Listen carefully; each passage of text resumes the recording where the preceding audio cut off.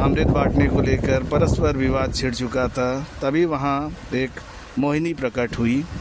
उनका रूप इतना सुंदर था कि सभी दैत्य उन्हें देखकर मंत्रमुग्ध हो गए और दैत्यराज बलि ने विनम्रता से कहा, हे देवी, हमारे बीच अमृत वितरण का झगड़ा है, कृपया आप इसे उचित रूप से बांट दीजिए।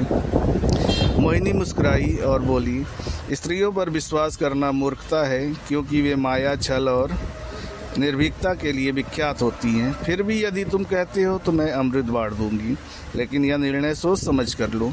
दैत्यों ने मोहिनी पर पूर्ण विश्वास जताया और मोहिनी ने सुझाव दिया, आज अमृत को हम सुरक्षित रखते हैं। व्रत रखो और कल सुबह शुद्ध होकर अमृत को ग्रहण करना। सच्ची भक्ति वही है जिसमें त्याग होता है। असुरों ने मोहिनी की बात मान ली। अगले दिन सुबह दैत्य स्नान आदि करके तैयार होकर पंक्तियों में बैठ गए और मोहिनी अमृत कलश लेकर आई। तभी देवता भी वहाँ पे आ पहुँचे। मोहिनी ने मुस्कुराकर असुरों से कहा, ये लोग तुम्हारे अतिथि हैं। धर्म के अनुसार अतिथि देवो भव, इसलिए इन्हें भी अमृत का भाग मिलना चाहिए। दैत्यों ने भी यह बात मान ली। मोहिनी ने सबसे पहले देवताओं को अमृत पिलाना शुरू किया। एक एक कर सब देवताओं ने अमृत का सेवन किया। तभी राहुल नाम का एक दैत्य चुपचाप देवताओं की पंक्ति में आकर बैठ गया और अमृत पीने का प्रयास करने लगा, परंतु सूर्य और चंद्रमा से उसे पहचान लिया और विष्णु को संकेत करके बताया। विष्णु जी ने तुरंत सुदर्शन चक्र से राहु का सिर काट दिया।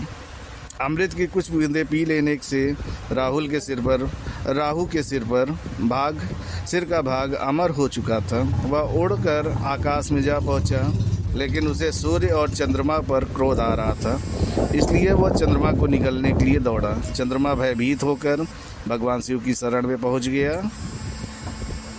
तब शिव ने चंद्रमा को अपने मस्तक पर स्थान देकर उसकी रक्षा की। तभी राहु वहां पहुंचा और शिव से बोला, हे प्रभु, चंद्रमा मेरा ग्रास है, कृपया मुझे लौटा दें। शिव मुस्कुराए और बोले, मैंने चंद्रमा को शरण दी है, इसलिए अब यह मेरे द्वारा रक्षित है। इस तरह चंद्रमा को शिव के मस्तक पर स्थान मिला और शिव स्वयं चंद्रशेखर कहलाए।